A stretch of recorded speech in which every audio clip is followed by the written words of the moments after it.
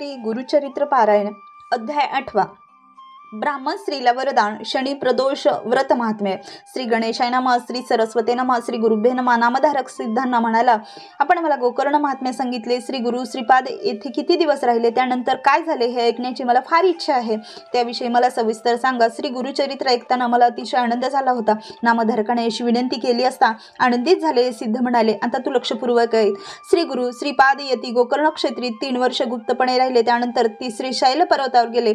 लोकांच्या वर अनुग्रह करण्यासाठी तेथे ते 4 महिने राहिले, त्यानंतर ते कृष्णा गोदा नद्याच्या संगमावर असलेल्या कुरवपुरास गेले। कुरवपूर हे महाक्षेत्र आहे, त्याचे महात्म्य फारच मोठे आहे। जे लोक तेथे राहून उपासना करतात त्यांना सर्व प्रकारची सुखे प्राप्त होतात, त्यांच्या मनोरथ सिद्धीला जातात। श्रीपाद येती तेथे राहत असताना असंख्य लोक त्यांच्या दर्शनासाठी येऊ लागले। तेथे श्रीपादांनी अनेक लीला करून असंख्य लोकांची संकटे दूर केली व सर्वच लीला सांगू लागलो। तर कथा विस्तार फार होईल, पण त्यात काही महत्त्वाच्या लीला सांगतो। एकाग्र चित्ताने ऐक। त्या कुरवपूर क्षेत्रात वेदशास्त्र संपन्न असा एक ब्राह्मण राहत होता। त्याच्या पत्नीचे नाव अंबिका। ही स्त्री अत्यंत सात्विक धर्मपारायण होती, परंतु तिच्या संसारात एक मोठे दुःख होते। तिला पुत्र होत असत, पण ते जगत नसत।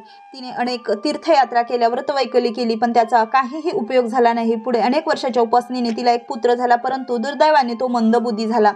त्याला कशातही गती नव्हती। त्याची मुंज करण्यात आली, पण त्याचा काही उपयोग झाला नाही। त्या ब्राह्मणाने त्या मुलाला अनेक प्रकारे शिकवण्याचा प्रयत्न केला, त्याला भिक्षा केली, पण त्याला काहीच विद्या जमत नव्हती। वडिलांना मोठी चिंता वाटू लागली। त्याने अनेक नवसायास केले, पण त्यांना काही फायदा झाला नाही। वडील त्याला भिक्षा करू लागले की आईला फार वाईट वाटे।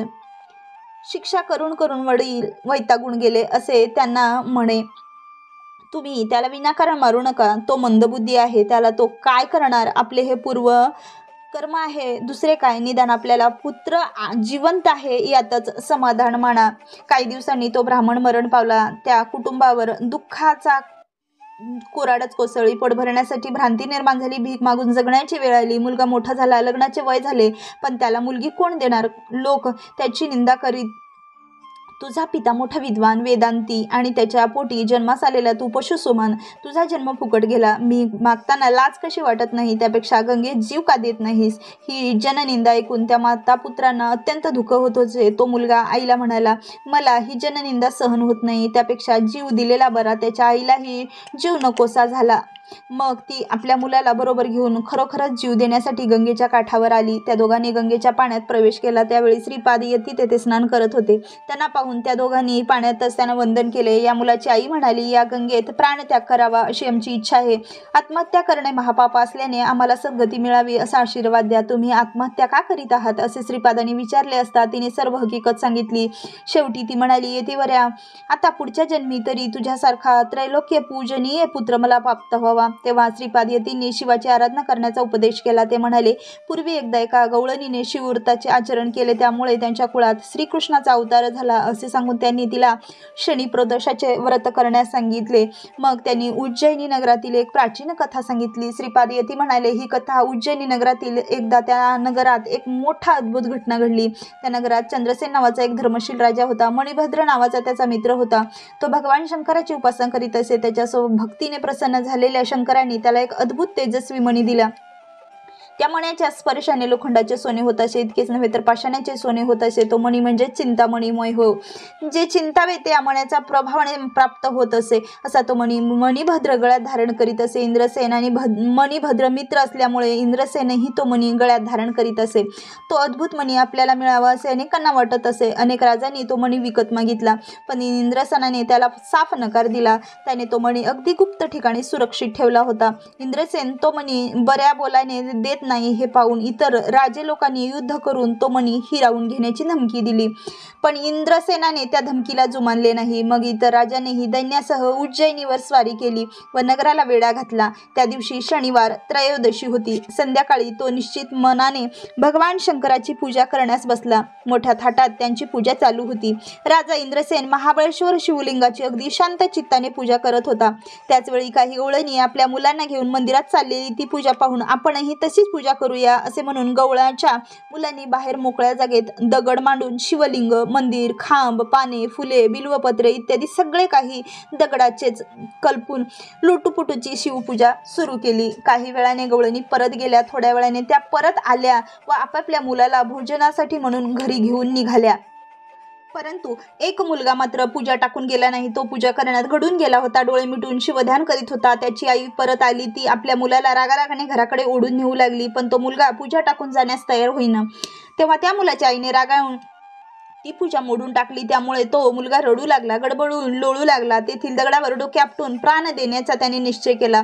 अत्यंत शोकाकुल होऊन बेशुद्ध पडला. त्या मुलाची भोळीबाबडी भक्ती पाहून प्रसन्न झालेले ते शंकर तेथे प्रकट झाले. त्यांनी रत्नखचित शिव मंदिर व शिवलिंग निर्माण केले. मग त्या मुलाला प्रेमाने जागे करून वर मागण्यास सांगितले. मुलाने डोळे उघडून समोर पाहिले. तो प्रत्यक्ष भगवान शंकर स्मित हास्य करीत उभे होते. भोवती भव्य रत्नखचित शिव मंदिर सूर्यतेजाप्रमाणे चमकत होते. ते पाहून आश्चर्यचकित झालेला तो मुलगा शिवचरणावर मस्तक ठेवून हात जोडून म्हणाला, भगवंत, माझ्या आईवर राग धरू नका. तिने आपली प्रदोष पूजा मोडून टाकली. तिला क्षमा करा. त्या मुलाने अशी प्रार्थना केली असता भगवान शंकर अधिकच प्रसन्न झाले. ते म्हणाले, बाळा, तू चिंता करू नकोस. मी तुझ्या आईवर मुळीच रागावणार नाही. तिच्या पोटी भगवान विष्णू अवतार घेईल व तुझ्या आईला त्याचे लालन पालन करण्याचे भाग्य लाभेल. तुझ्या वंशाची भरभराट होईल. तुझ्या मनात जी जी इच्छा असेल ती पूर्ण होईल. तसे सांगून भगवान शंकर त्या लिंगात गुप्त झाले. मात्र ते रत्नखचित मंदिर जसेच्या तसेच राहिले. त्या मंदिरात कोटी सूर्यासम दिव्य प्रकाश नगराबाहेर पसरला होता. ज्या राजांनी नगराला वेढा घातला होता तो दिव्य प्रकाश पाहून चकित झाले. त्यांच्या मनातील राग द्वेष नाहीसा झाला. तो शिवदर्शनासाठी नगरात आले. इंद्रसेन राजा मोठा पुण्यवंत आहे, त्याला विरोध करणे योग्य नाही असा विचार करून ते इंद्रसेनाला भेटावयास गेले. इंद्रसेनाने त्या सर्वांचे मोठ्या प्रेमाने स्वागत केले. मग राजा इंद्रसेन सर्वांना बरोबर घेऊन ते रत्नखचित शिवमंदिर पाहण्यासाठी गेला. त्याचवेळी त्या गवळ्यांच्या घरी रत्नखचित झाले होते. ते पाहून सर्वजण आश्चर्याने थक्क झाले. राजाने त्या गवळ्याच्या मुलाची चौकशी केली असता त्याने सर्व हकीकत सांगितली. ती ऐकून आनंदित झालेल्या सर्वांनी त्या मुलाला अनेक भेटवस्तू दिल्या. मग सर्व राजे स्वस्थळी निघून गेले. प्रत्यक्षकाळी केलेल्या शिवपूजनाचे हे फळ आहे हे राजाला समजले. त्याला अतिशय आनंद झाला. तो मुलगा आपल्या घरी गेला. तो आईला म्हणाला, आई, तुझ्या पोटी नारायणाचा अवतार होणार आहे. भगवान शंकरांनी वरदान दिले आहे. प्रदोषकाळी तू शिवपूजा पाहिली आहेस, त्यामुळे शंकरांनी तुला क्षमा करून हा वर दिला आहे. ही कथा सांगून श्रीपाद त्या ब्राह्मण स्त्रीला म्हणाले, तू सुद्धा प्रदोष पूजा कर. तुला माझ्यासारखा पुत्र होईल.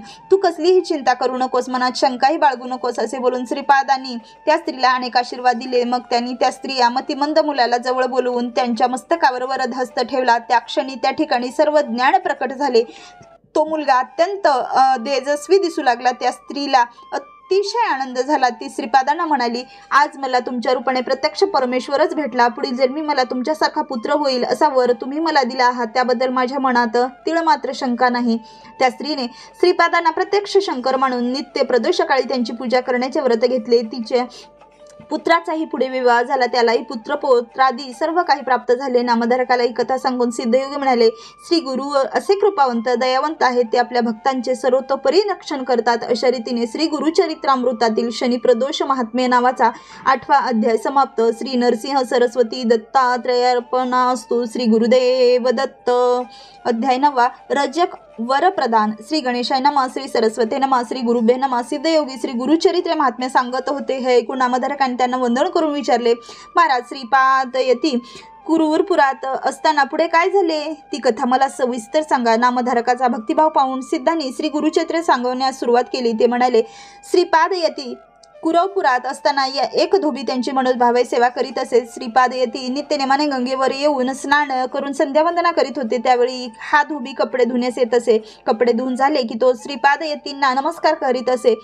हे श्रीपाद यतीच्या त्रिकाळ संध्येच्या वेळीच घडत असे. एक दिवस नित्यनियमाप्रमाणे संध्येसाठी नदी तीरावर आले असता त्यांना धोब्यांना विचारले, अरे रजका, तू एवढे कष्ट का घेतोस? मी तुझ्या भक्तीने संतुष्ट झालो आहे. आता तू सुखाने राज्य कर. श्री गुरु श्रीपाद वल्लभ असे म्हणाले असता त्या धोब्याने आपल्या धोत्राच्या पदराला शकून गाठ मारली. तो म्हणाला, श्री गुरु हे साक्षात संकल्पाची मूर्ती आहे. त्यानंतर त्यांची मानसिक स्थिती पूर्वीपणे बदलली. त्याने संसाराची चिंता सोडून दिली. त्याने श्रीपाद यतीची अनन्यभावे सेवा सुरू केली. तो नित्यनेमाने श्रीपादाच्या मठात येत असे. त्याला लांबूनच वंदन करीत असे. तो मठाचे अंगण झाडीत असे, सडा घालीत असे. ही सगळी कामे तो अगदी मनापासून करू लागला. श्री गुरूंची सेवा भक्तिभावाने करीत असे. कित्येक दिवस चालू होते. एकदा वसंत ऋतूत वैशाख महिन्यात त्याने एक अभिनव दृश्य पाहिले. एक क्लेच्छ राजा आपल्या स्त्रियांसमवेत नावेत बसून जलविहार करीत होता. त्या राजस्त्रिया नटून थटून ऐश्वर्यात जलविहार करीत होत्या. त्यांची नौका शृंगारलेली होती. नदीच्या तीरावर राजाने अनेक सैनिक होते. शृंगारलेले हत्ती घोडे होते. दासदासी होत्या. ते सगळे ऐश्वर्य पाहून तो धोबी अगदी भारावून गेला. त्याच्या मनात आले, आपण जन्मात एकदाही असले सुख भोगले नाही. माझे जिने पशु समान आहे. या राजाचे जीवन खरोखरच धन्य आहे. केवढे याचे हे ऐश्वर्य, हा किती सुखात आहे. याची पुण्यही केवढी असेल कोणास ठाऊक. याने कोणत्या देवाची आराधना केली असेल. या देवाच्या कृपेनेच हे सगळे वैभव याला मिळाले. मला मात्र जन्मभर काडी मात्र सुख नाही. माझं जीवन एखाद्या पशुसारखंच. त्या धोब्याच्या मनात असे अनेक प्रश्न होते. श्री गुरूंनी त्याच्या मनातील वासना ओळखली. त्यांनी त्याला विचारले, अरे तू कशाचे चिंतन करीत आहेस? तो म्हणाला, हा राजा हे ऐश्वर्य भोगतो आहे. त्याने केलेल्या गुरुभक्तीचे फळ असेल ना. मी मात्र अशा वैभवाचा अनुभव घेतलेला नाही. मात्र आता मला या सुखभोगाची इच्छा नाही. तुमची चरणसेवाच मला बरी वाटते. पण आपण एकदा तरी असले ऐश्वर्य भोगावे असा विचार मनात येऊन गेला. त्यावर श्रीपाद येती म्हणाले, तुझ्या ठिकाणी असलेल्या तमोवृत्तीमुळेच तुला राजवैभव भोगावेसे वाटत आहे. आता प्रथम इंद्रिय शमन करावीत, नाही तर मन निर्मळ राहू शकत नाही. या वासना जन्मोजन्मी बाधक ठरत असतात. तेव्हा इंद्रियादी वासना शमविण्यासाठी तू क्लेच्छ कुळात जन्म घे व राजाचा उपयोग घे. श्री गुरु श्रीपादांनी असे सांगितले असता तो रजक म्हणाला, कृपासागरा, माझी उपेक्षा करू नका. तुमचे चरण मला अंतरले तरी मला पुनर्दर्शन द्यावे आणि तुमच्या कृपेने मला सर्व ज्ञान प्राप्त व्हावे. श्री गुरु श्रीपाद म्हणाले, तू वैदूर नगरात जन्म घेशील त्यावेळी मी तेथे येईन. तुझ्या अंतरकाळात देईन. तेव्हा तुझी माझी भेट होईल. तू चिंता करू नकोस. माझ्यावर विश्वास ठेव. काहीतरी कार्यासाठी मी त्यावेळी नरसिंह सरस्वती म्हणून अवतार घेईल. श्री गुरूंनी असे आश्वासन दिले असता त्या रजकाने त्यांच्या चरणावर मस्तक ठेवले. श्री गुरूंनी त्यांना विचारले, तुला या जन्मी राजभोग घ्यावायचा आहे की पुढील जन्मात? श्री गुरु श्रीपादांनी असे विचारले असता रजक म्हणाला, आता माझे उतार वय झाले आहे. लहानपणी आणि तरुणपणी राजभोग घेणे योग्य ठरते. ठीक आहे असे म्हणून श्रीपादांनी त्या रजकाला निरोप दिला. नंतरच लवकरच त्या रजकाचा मृत्यू झाला. तो वैदूर नगरात क्लेच्छ कुळात जन्मास आला. रजकाची इतकी कथा सांगून सिद्धयोगी नामधारकाला म्हणाले, त्या रजकाची पुढील कथा मी नंतर सांगेन. सिद्ध म्हणाले, नामधारका, श्रीपाद श्रीवल्लभ करूरपुरात राहिल्यापासून त्या स्थानाचे महात्म्य अधिकच वाढले. ते कुरुवरपूर भक्तांच्या सर्व इच्छा पूर्ण करणारे आहे. श्रीपाद श्रीवल्लभ काही दिवस त्याच स्थानी राहिले व पुढील कार्यासाठी अवतार घ्यावायचा असल्याने अश्विन वद्य द्वादशी मघा नक्षत्र सिंह राशीत चंद्र असताना निजानंदी बसून गंगेत गुप्त झाले.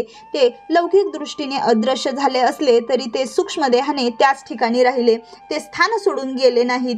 ते निर्गुण रूपात असल्याने कोणाला दिसत नाहीत.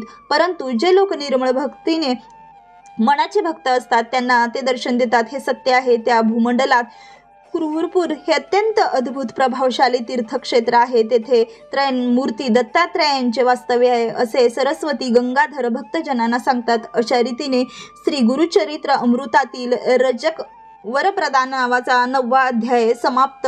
श्री गुरुदत्तात्रय अर्पणास्तु. श्री गुरुदेव दत्त.